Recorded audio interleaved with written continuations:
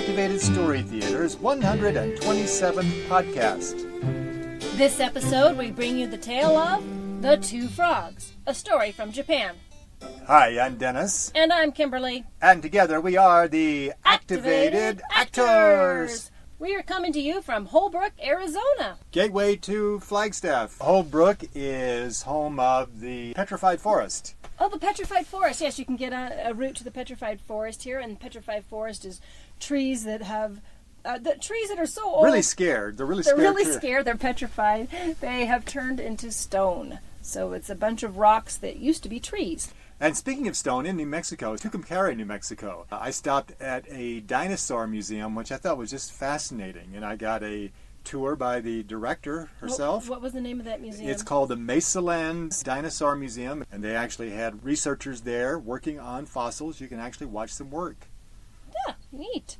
Well, last time we podcast, we were coming to you from, I think we were in Georgia. In Georgia. Yes. We have been doing some miles. We were in Georgia. We have since been to Rogers, Arkansas, where we did some shows, and we got to visit another museum in Rogers, Arkansas. Actually, it's in Bentonville, which is next to Rogers. Okay. Bentonville, Rogers, Fayetteville, and what's the other one? Springdale. They're all like one big city there.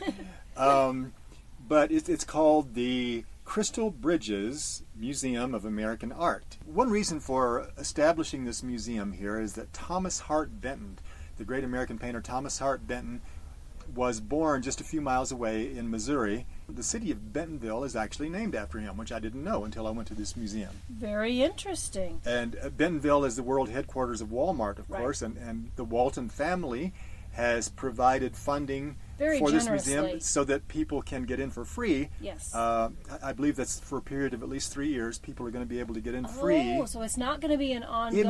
It may or may not. I'm not sure. Didn't know that but for the time being, it's... So go now. Yes. For the time being, it's at least for 3 years. You can get in absolutely free. And it's worth every penny of it. It is incredible. Yes, it is. It would be worth paying admission for. I especially enjoyed the area that they have for children. And I'll call myself one of those children.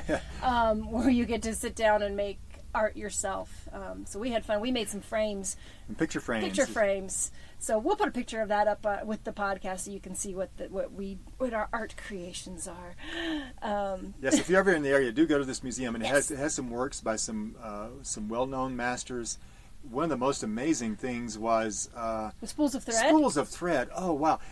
Now they had these spools of thread lined up, colored spools of thread. Don't look like anything. Yeah, it just looks like colored spools of thread. And then you look at them through this little crystal ball, and they take on the appearance of Grant Wood's painting, American Gothic. Maybe you've seen it. It's the one with the farmers. The farmer has a pitchfork. The farmer and supposedly his wife. His wife. The farmer holding the pitchfork in front of the barn. Actually, the woman who modeled for that was the sister of the painter, Grant Wood, and the farmer was his dentist. But anyway, it's a farmer. It's supposed to be in a farmer and his wife. They're acting. Yes, they were models playing a part.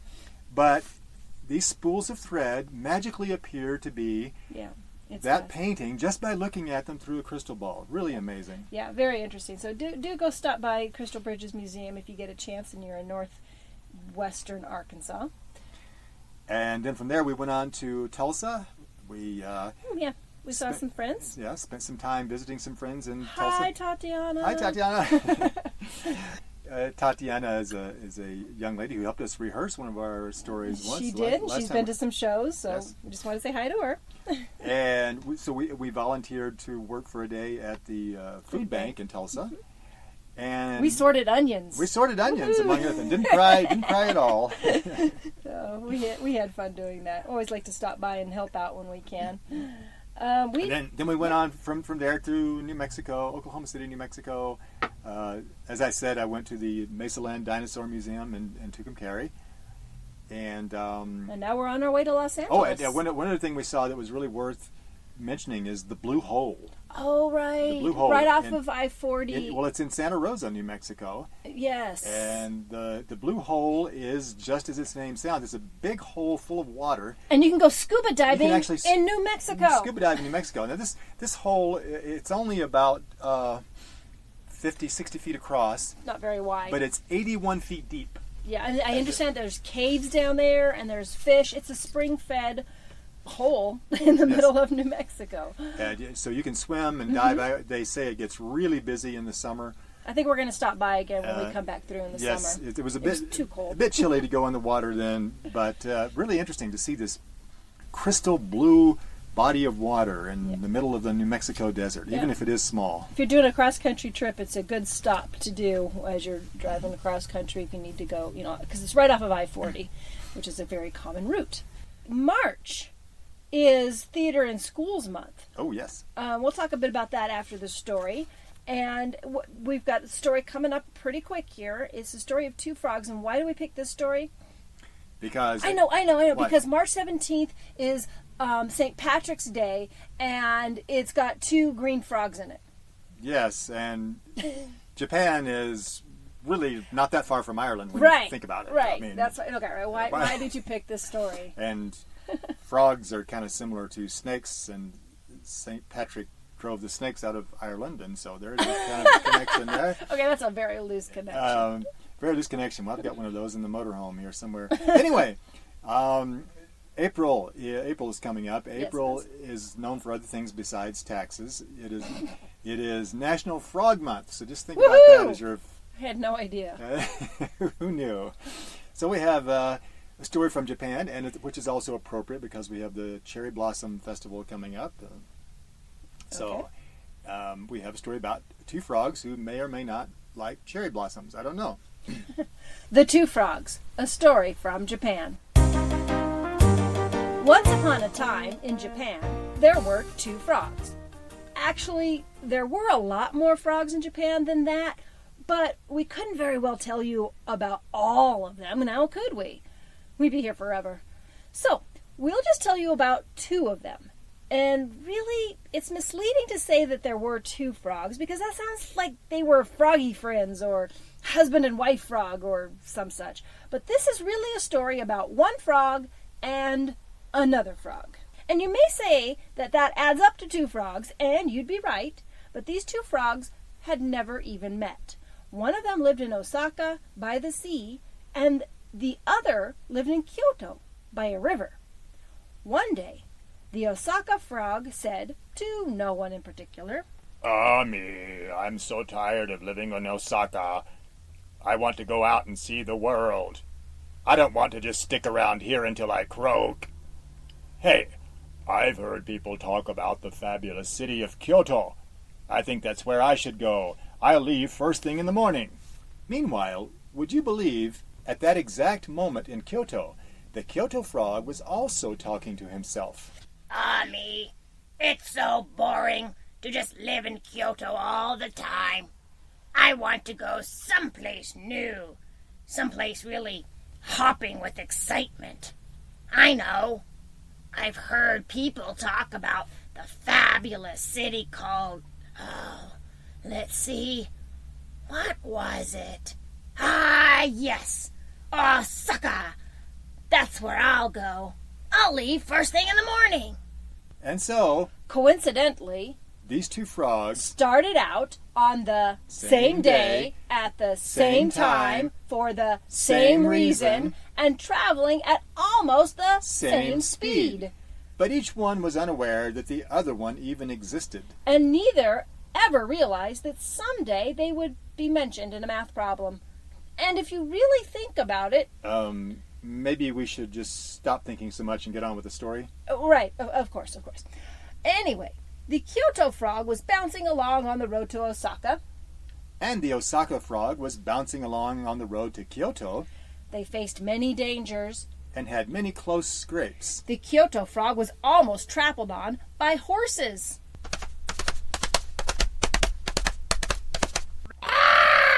And the Osaka frog was almost trampled on by horses. The Kyoto frog was almost eaten by a snake.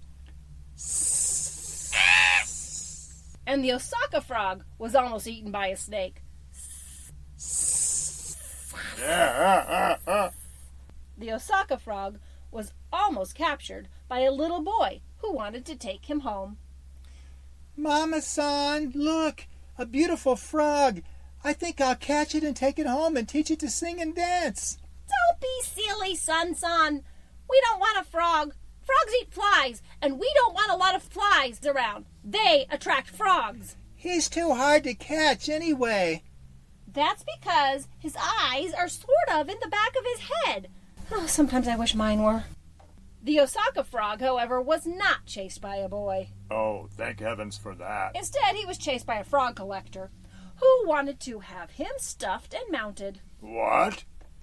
Hey, little froggy, come to Papa. I have got lots of little lovely flies for you. Yoicks, I'm out of here. Oh, he got away. Why do they have to make frogs with their eyes sort of in the back of their heads?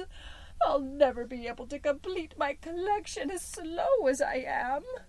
So both frogs escaped, And both continued on their journeys. and about halfway there, Both frogs came to a big mountain. Of course, most mountains are big, but this one was really big. At least to a frog, It was certainly bigger then than it is now. if it's still even there. And you know, when they were halfway there, they then had to go half of the rest of the way, and then half of that, and so on. So, according to the Greek philosopher Zeno, neither one of them would ever actually get there, which is an interesting paradox, because... yes, well, fortunately, these frogs had never heard of Zeno, so they continued on their way. The Osaka frog hopped up the side of the mountain. I think I can. And the Kyoto frog hopped up the side of the mountain. Somewhere over the rainbow. And would you believe? They both reached the top at the Exact same time.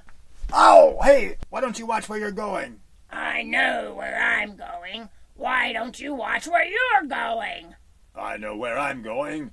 I'm going to Kyoto. You are? Yes. Why would you think I amphibian to you? It's not that. It's just, well, I happen to be from Kyoto. No way. Oh, I'm green with envy.